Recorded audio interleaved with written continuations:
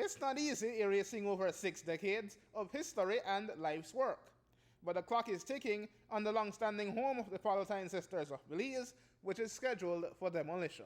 A few years ago, about 2 or 3 years ago, we noticed little cracks around the place. And we took it very lightly because we just said it's cement cracks now and then. But as time grew, we realized that these cracks was just going around and around the building. So that you will see that the roof has completely dislodged itself from the main building.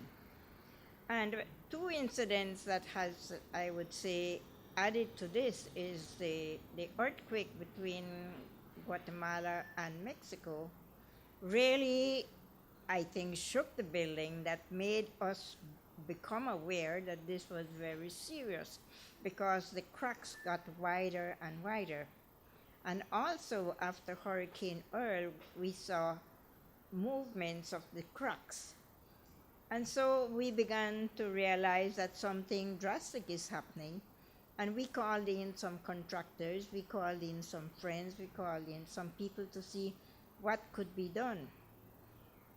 But we realized from their observation and from their knowledge that this was far beyond repair. The demolition will cost more than $100,000. Our tour of the historic colonial era structure shows its wear and tear, and only the support beams added to the building after 1961's Hurricane Hattie are holding it up now.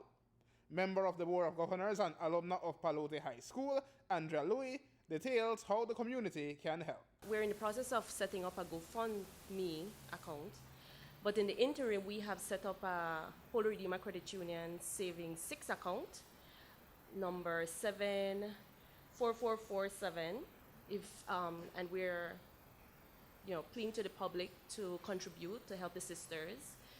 And we also set up Friends of Pallotti Gmail account, and that's friends.of.pallotti@gmail.com.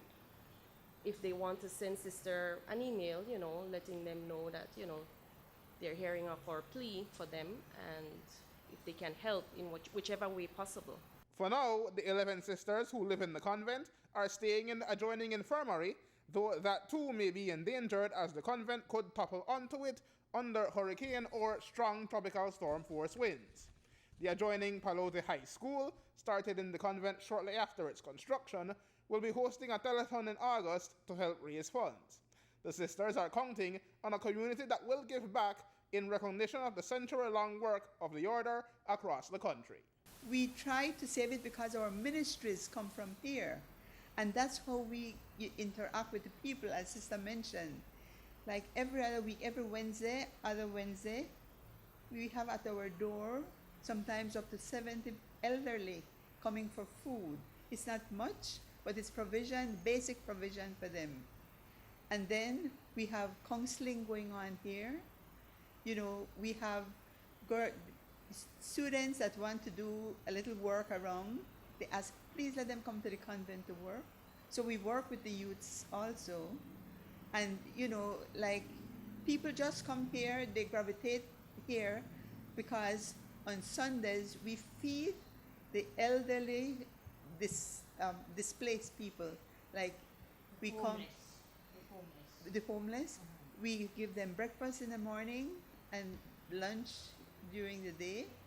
And just the other day, one of them, we came from March, he came to me and he said, Sister, please pray for me. He gave me his name. I'm going to a rehab for drugs. Just pray for me. Little things like that. If we don't have this place, we would not be in touch with the people around.